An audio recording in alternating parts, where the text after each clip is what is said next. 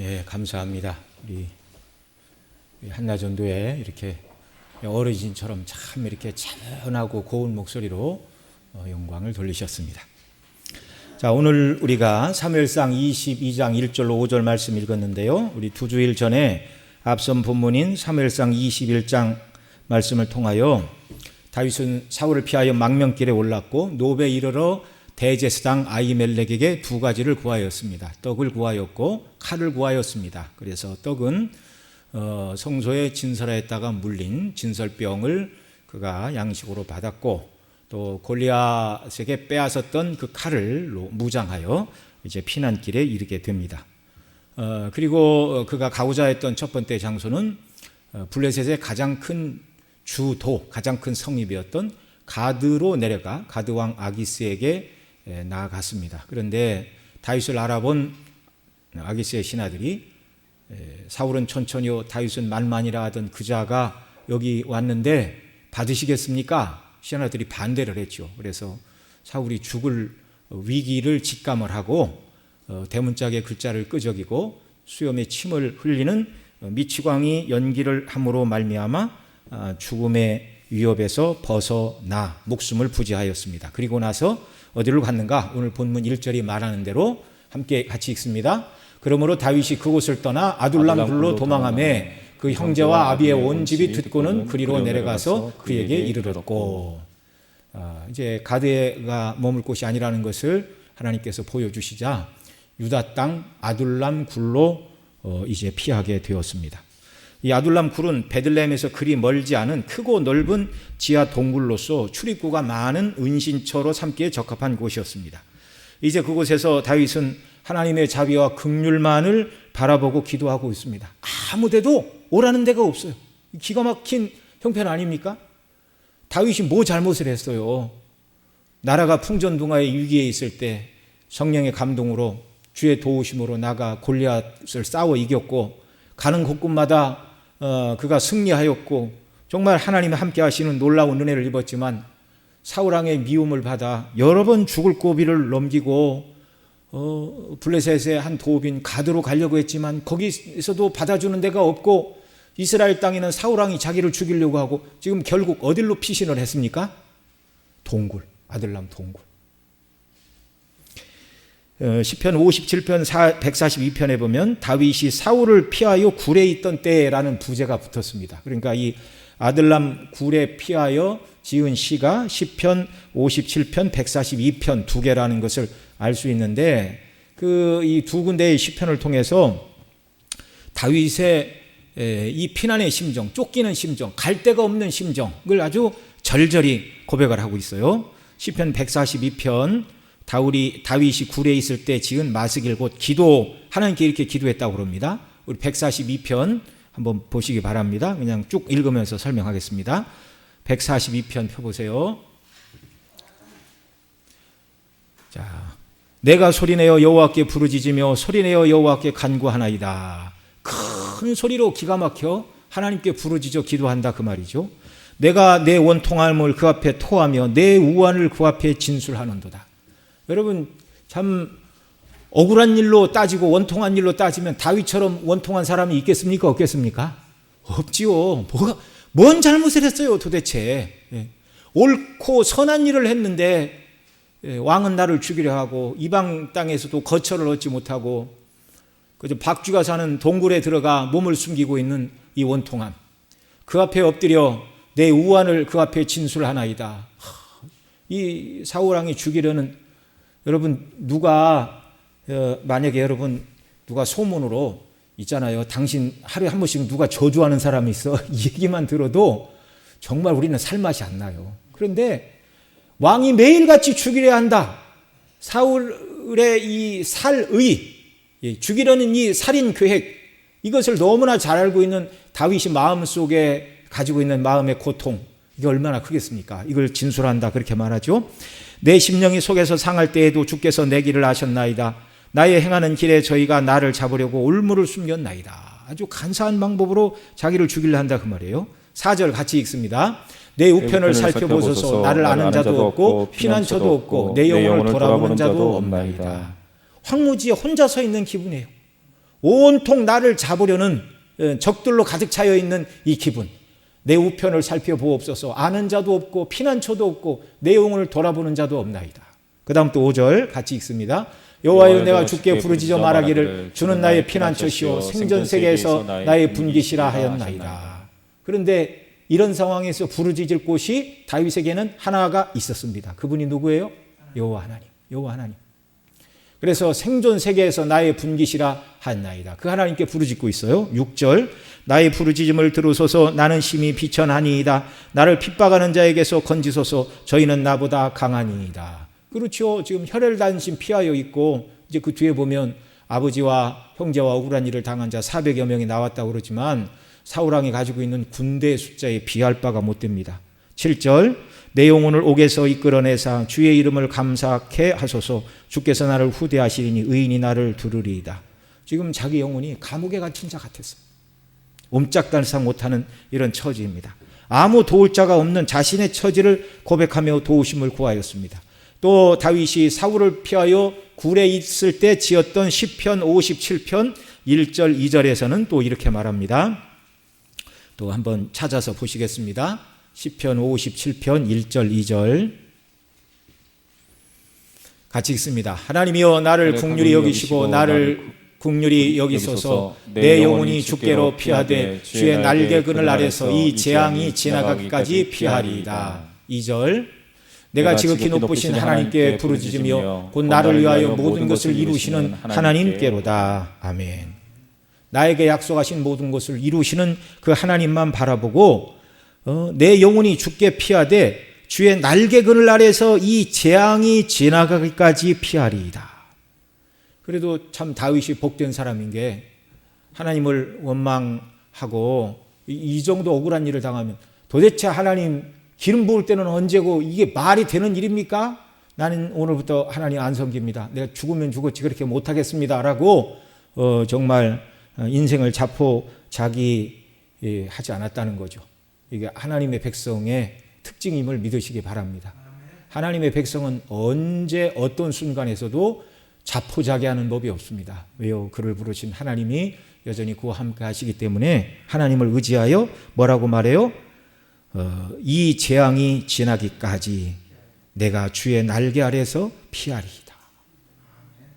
우리에게 다가오는 모든 불행한 일과 재앙처럼 보이는 일도 끝이 있고 주님의 날개 그늘 아래서 하나님이 피난처를 제공하심을 믿으시기 바랍니다. 그 피난처는 우리 주 예수 그리스도의 십자가의 대속의 은혜입니다. 십자가를 붙들고 그 은혜 가운데 있는 자를 망하게 할 것은 아무것도 없다는 이 분명한 사실을 기억하시기 바랍니다. 자, 다윗이 이렇게 아둘람 굴로 피하자 1절 하반절에 보면 그 형제와 온 아비집이 듣고는 그리로 내려가서 그에게 이르렀다. 다윗이 큰 고통과 곤란에 빠졌을 때 그의 사랑하는 가족들이 그에게 나와 힘을 주었고 그러나 또 한편 다윗을 죽이려는 사울이 그의 아버지와 형제들을 좋게 볼 리가 없죠. 그래서 어쩔 수가 없이 그 모든 가족들이 다윗이 있는 아둘람 굴로 나왔다 이렇게 말합니다. 그리고 2절에 보면 하나님께서 또 다른 사람들을 다윗에게 붙여주셨습니다. 2절 같이 읽습니다. 환난당한 모든 자와 빚진 자와 마음이 원통한 자가 다 그에게로 모였고 그는 그 장관이 되었는데 그와 함께한 자가 400명가량이었더라. 아멘. 하나님 400명 가량의 사람을 붙여주셨습니다. 그런데 이 400명이 싸움 잘하고 능력 있는 굉장한 정규군이 아니라 어떤 사람들이에요? 환난당한 모든 자와 빚진 자와 마음이 원통한 자, 원한이 있는 자 이런 자들이 몰려들었습니다. 사회에서 성공한 주류가 아니라 쫓기던 자, 다윗과 같이 쫓기던 자, 억울한 일을 당하고 정말 사회에서 제대로 된 삶을 살기 어려운 자들, 어디 피난처가 없나? 그들의 눈에 누가 딱 들어왔어요? 다윗이 들어왔어요. 저 억울한 일을 당한 다윗에게 가면 나의 억울함, 나의 이 좀 부족함, 이 모든 것들을 쫓기는 다윗이라면 이해를 하고 받아주겠구나 이렇게 생각을 하고 이 억울한 사람들이 또 환난당한 자, 빚진 자, 원통한 자 이런 자들이 다윗에게로 모여들었습니다. 여러분 이건 그리스도 밖에 있는 사람들의 모습입니다. 예수님을 믿지 않았을 때 저와 여러분을 포함하여 모든 인생들은 다 하나님의 진노와 형벌 아래 있던 자들입니다. 예. 주님이 아니면 다 망할 인생이었어요. 다윗이 부족하고 연약한 그들을 받아들이고 그들을 인도하는 자가 된 것은, 다윗은 그리스도의 예표이죠. 우리 주 예수 그리스도께서 죄와 허물로 죽은 저와 여러분들을 능히 받아주시고 능히 우리를 새롭게 하시고 구원하실 우리의 왕이시기 때문에 그런 것입니다. 이렇게 그리스도의 예표로서 다윗이 이 원통하고 억울하고 또 때로는 정말 원통한 자, 그 다음에 빚진 자와 환난 당한 자, 다 이렇게 얘기하잖아요.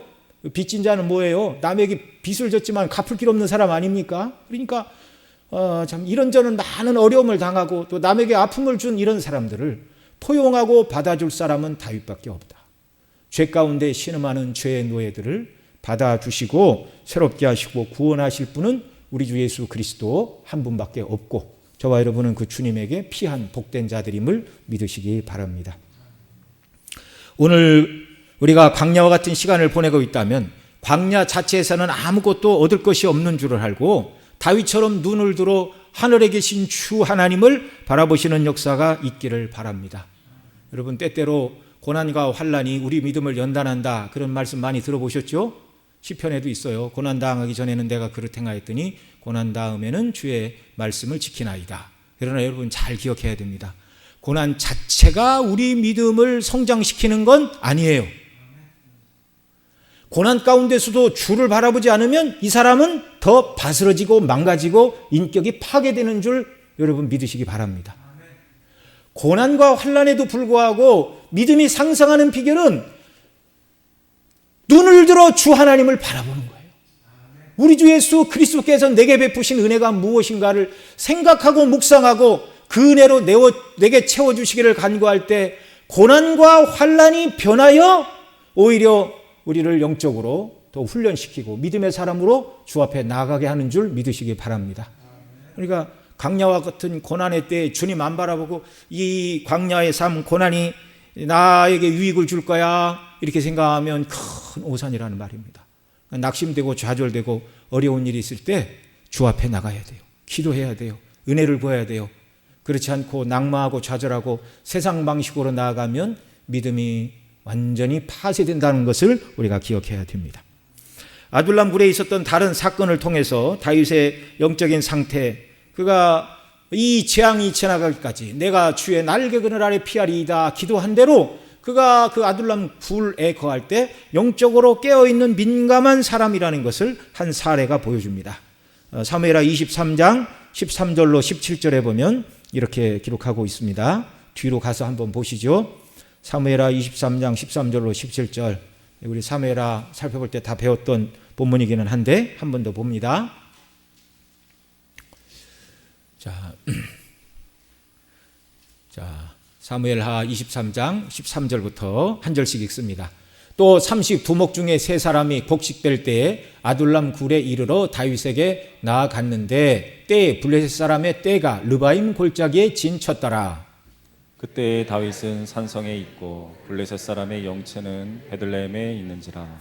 다윗이 사모하여 가로되 베들레헴 성문 곁 우물물을 누가 나로 마시게 할꼬 하매 새 용사가 블레셋 사람의 군대를 출도하고 지나가서 베들레헴 성문 곁 우물물을 길어 가지고 다윗에게로 왔으나 다윗이 마시기를 기뻐 아니하고 그 물을 여호와께 부어드리며 가로되 여호와여 내가 결단코 이런 일을 하지 아니하리이다. 이는 생명을 돌아보지 아니하고 갔던 사람들의 피니이다 하고 같이 읽습니다.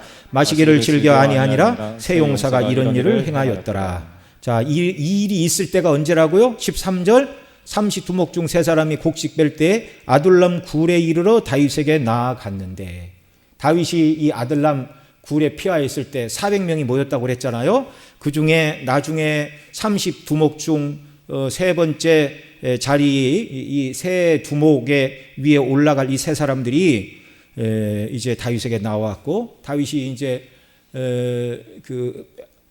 아둘람 굴에 있을 때 다윗의 고향인 베들레헴 그 마을을 지금 블레셋이 싹 점령하고 있던 그런 때였다 그 말이에요. 느바임 골짜기에 블레셋 군이 진치고 있어서 자기가 살던 베들레헴 마을에 있는 그 우물물 이것이 먹고 싶었어요. 그래서 지나가는 말로 저 내가 얼마 전까지 먹고 마시고 놀던 저 베들레헴 앞 우물물을 누가 나로 마시게 할꼬 이렇게 지나가는 말로 얘기를 했어요. 그랬더니 이 말을 이 세 사람의 충성된 신하가 새겨 듣고 우리가 가자. 그래서 블레셋 사람들을 이렇게 충돌하고 가서 둘은 계속 싸울 때 한 사람이 물을 길어서 어쨌든 죽지 않고 피 흘리며 이 물을 가지고 왔어. 그래서 자기의 그때는 왕이 아니었죠. 한 장관을 삼았다라 지금 이렇게 말하고 있잖아요. 그 400명의 장관이 되었다라 그렇게 말하는데 그들이 물을 길어 와가지고 다윗이여 대장이시여 당신의 소원대로 우리가 물을 떠왔나이다 이렇게 말할 때 다윗이 이 물을 딱 받고 어떻게 했다고요? 목숨을 걸고 너희들 정말 내가 임금 되면 한 자리씩 줄게. 대단하다. 자, 미래의 장군이고 미래 무슨 검찰총장이고 미래 경찰국장이다. 그런 얘기를 하면서 나에게 충성하는 사람에게는 내가 상을 줄 것이요. 그리고 그 물을 펄컥펄컥 마신 게 아니고 뭐라고 그랬어요? 여호와께 불어드렸어요. 자, 마시기를 기뻐하지 아니하고 그 물을 여호와께 부어드리며 뭐라고 그랬습니까? 여호와여 내가 결단코 이런 일을 하지 아니하리다. 이는 생명을 돌아보지 아니하고 갔던 사람들의 피니이다 하고 마시기를 즐겨 아니하고 여호와 앞에 그 물을 부어드렸습니다. 당시 다윗은 도망자 신분으로 블레셋이 점령하고 있던 자기 마을 우물물을 사모했지만 목숨을 걸고 그 물을 떠온 사람, 이 세 용사가 이제 23장에 보면 요셉, 바세벳, 엘르아살, 삼마라는 것을 우리가 알게 되었는데요. 이들의 목숨을 걸고 이 떠온 물을 다윗은 감동을 받았지만 마시지 않았습니다. 여호와께 부어드리는 자기 한계를 인식한 겸손한 사람이었어요. 너무나 큰 대가를 지불한 물이기에 자신이 마시기에 적합하지 않고 오직 여호와께 부어드리는 것이 옳다고 느낀 것입니다. 여러분, 다윗이 하나님의 뜻대로 충성하며 살아갈 때 하나님께서 다윗에게 맡기신 기름 부음의 일을 감당하게 하시려고 그에게 신실한 사람들을 보내주셨습니다.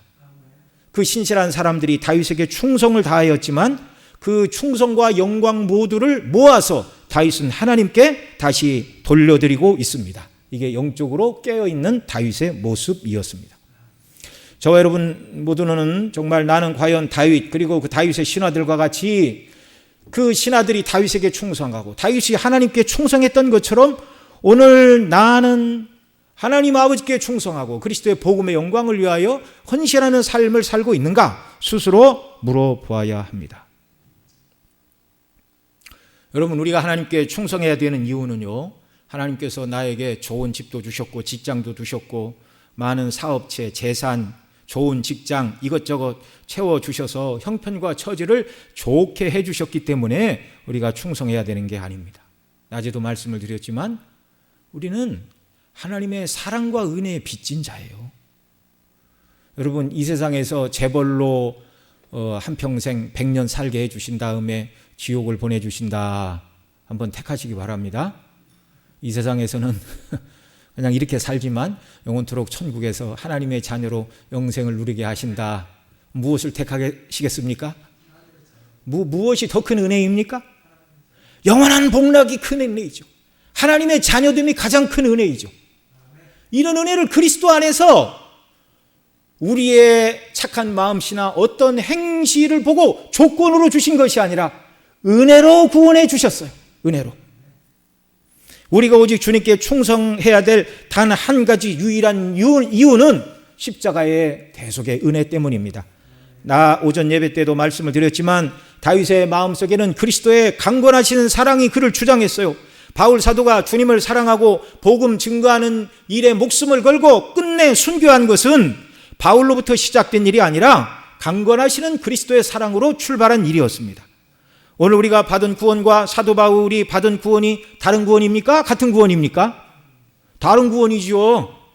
그러니까 사도 바울은 우리보다 더 굉장한 헌신과 충성을 주님 앞에 드린 것 아닙니까? 그렇지 않아요. 똑같은 구원을 받았어요.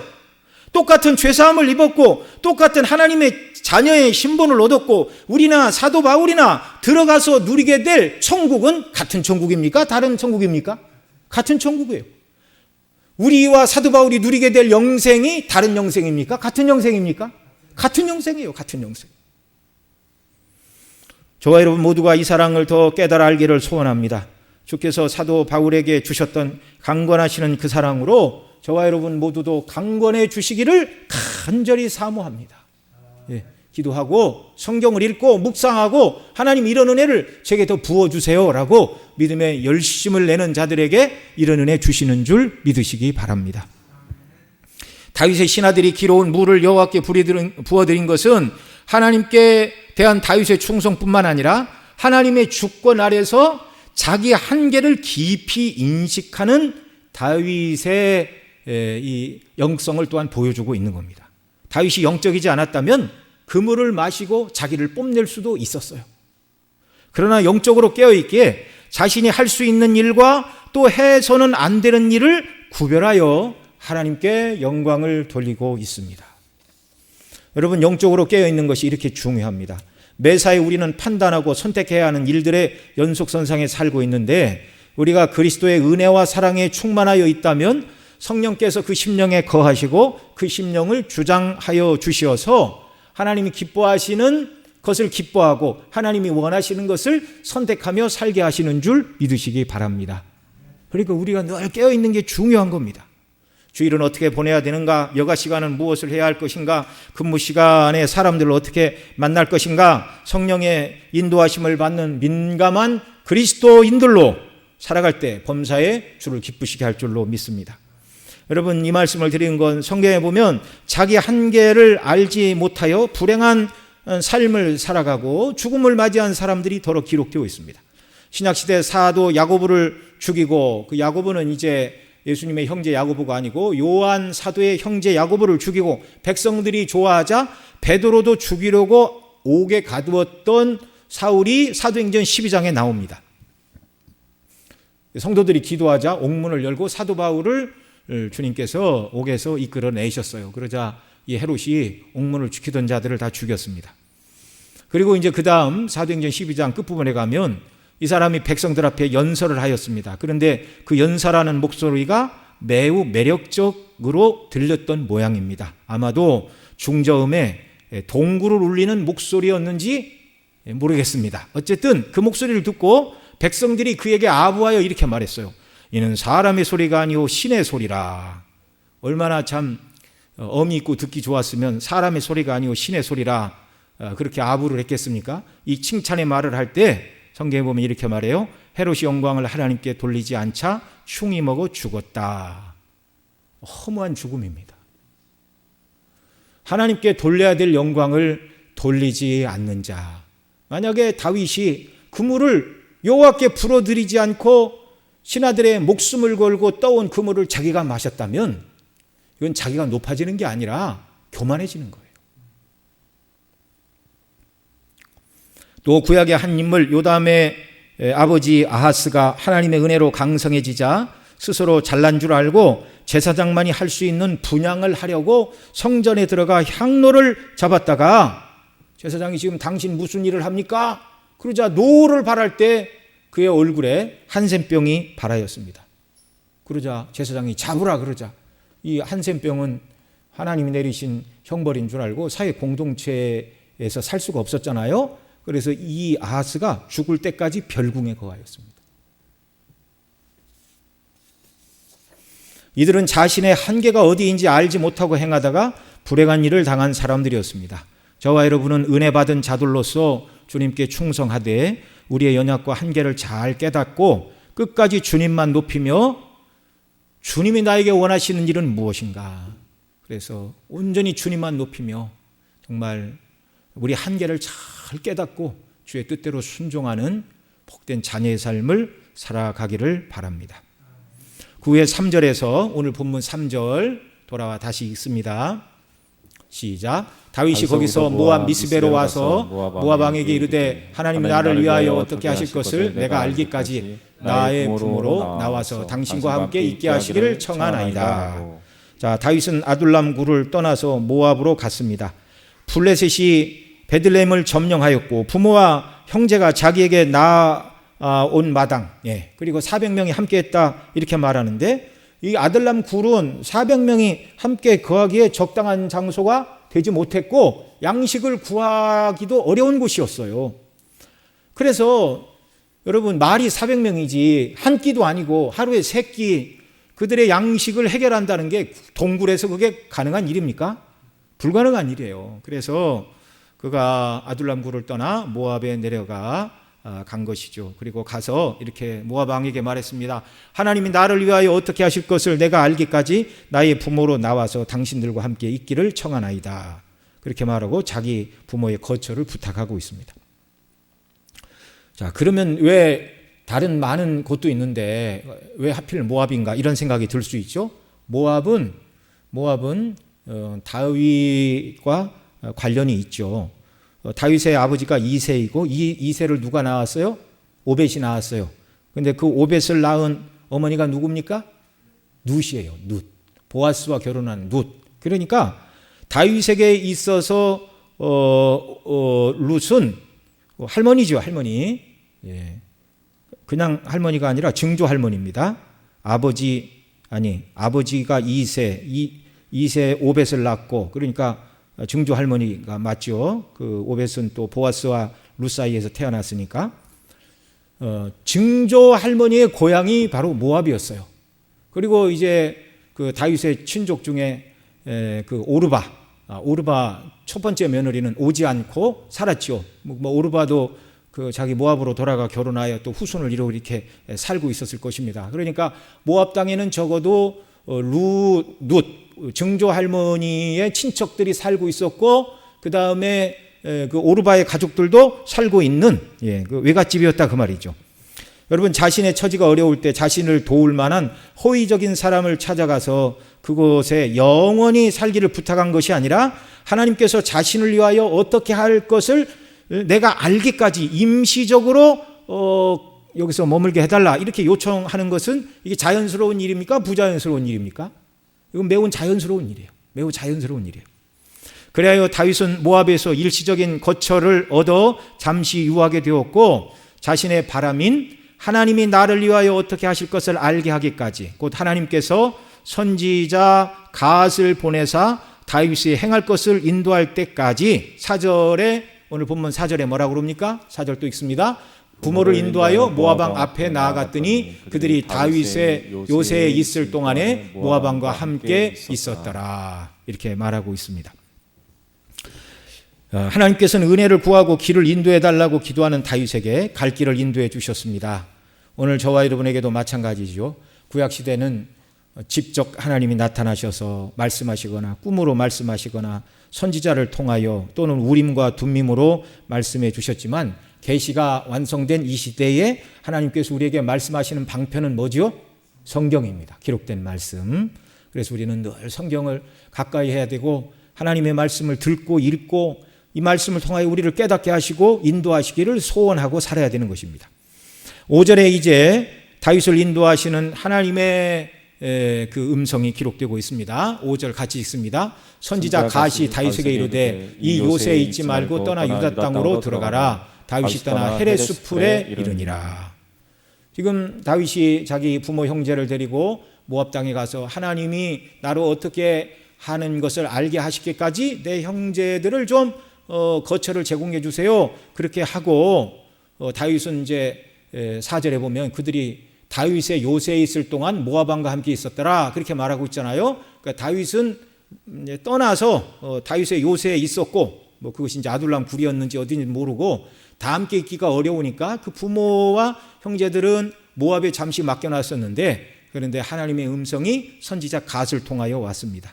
선지자는 어떤 사람입니까? 자기 말을 하는 사람입니까? 하나님의 말을 전하는 사람입니까? 하나님이 말씀하신 대로 전하는 사람이 선지자예요. 그러니까 선지자 갓이 다윗에게 이르되, 이 말은 누가 누구를 보내셨다는 거예요?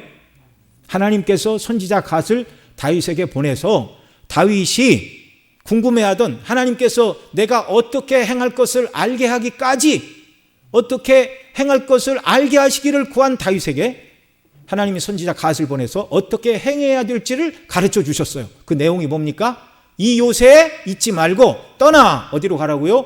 유다 땅으로 들어가라. 다윗이 떠나 헤레 수풀에 이르니라. 참 대단한 믿음입니다. 이 뒤에 22장 20절에 보면 훗날 대제사장이 되는 아히멜렉의 아들 아비아달이 다윗에게 찾아오죠. 왜냐하면 그 이제 중간의 내용을 우리가 다음에 살펴보겠지만 사울이 이스라엘 사람들을 모아놓고 왜 다윗이 어디 있는지 내게 고하지 않느냐 그러자 노베 아히멜렉에게 다윗이 갔을 때 그걸 지켜보던 도액이라는 사람이 그렇게 얘기를 하자 죽이라고 그랬어요. 그러자 이 다른 사람이 손을 대기 싫어하니까 도액이 칼을 들어 85명의 제사장을 죽이는 이런 악을 행합니다. 그때 살아남은 사람이 바로 아비아달이고 아비아달이 이제 에봇을 가지고 다윗에게 나아왔죠. 하나님의 영이 떠난 사울에게서는 선지자가 떠나고 사울의 명령으로 도액이 제사장 85명을 죽였습니다. 이것은 사울과 다윗 사이의 작은 차이가 아니라 본질적인 차이를 보여주는 것입니다. 하나님은 하나님을 의지하는 다윗에게 모압에 머물지 말고 유다 땅으로 들어가라 명하셨어요. 이 직접적인 말씀은 이제 다윗으로 하여금 주님을 신뢰함으로 행하느냐의 결정을 촉구하는 말씀이 되었습니다. 자기 목숨을 찾는 사울은 여전히 건재하고 자기를 죽이려는 사울의 뜻은 변하지 않았는데 하나님의 말씀 따라서 유다 땅으로 들어간다는 것은 하나님의 말씀에 대한 전적인 신뢰와 순종 없이는 가능한 일일까요? 불가능한 일일까요? 그 목숨을 내놓고 들어간 거예요. 하나님이 말씀하시니. 자기를 유다 땅으로 들어가라고 말씀하시는 하나님께서 뒷일을 어떻게 하실 줄 믿은 거예요? 책임지실 것을 믿은 거예요. 이런 믿음으로 저와 여러분도 주의 말씀에 순종하는 자녀들이 되시기를 원합니다. 믿음은 뭐예요? 우리 신념을 고집하는 게 믿음이 아닙니다. 신념은 하나님의 약속의 말씀을 믿는 게 믿음이에요. 믿음의 대상은 하나님이시고 삼위 하나님이시고 그분이 주신 말씀, 이것만 믿음의 대상이에요. 자신의 지식을 믿거나 경험을 믿거나 통계를 믿는 것은 성도의 믿음이 아닙니다. 오직 천지 만물을 창조하시고 원하시는 대로 모든 일을 이루시는 하나님의 약속과 경륜을 믿는 것이 성경이 말하는 믿음입니다. 우리 모두는 위기의 순간에 큰 믿음을 발휘하는 믿음의 사람들이 되기를 바랍니다. 그러기 위해서는요, 작은 일에 하나님의 작은 말씀들에 순종하는 일을 계속적으로 행할 때 작은 일에 순종하니 하나님 나를 도우시고 이렇게 인도하시는구나라는 하나님의 인도와 신뢰를 우리가 경험하게 될 때 큰 일에도 하나님께 순종하게 되는 줄 믿으시기 바랍니다. 여러분, 작은 일에 순종하지 않고 하나님을 신뢰하는 훈련을 하지 않은 사람이 어느 날 갑자기 큰 일에 하나님을 신뢰하고 순종할 수는 없는 거예요.